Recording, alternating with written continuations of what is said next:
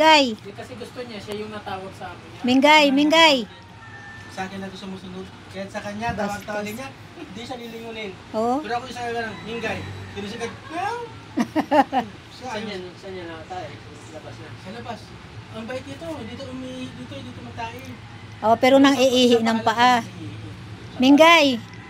Hingay, ang tawag ka doon. Mingay. Tawag ka doon, dali. Ming, ming, ming. Mingay. Mingay. Sa akin nga lang siya. Ay, walang hiya. Sa akin lang to. Parang may isip, no? Mingay. Oh, sumunod sa kanya eh.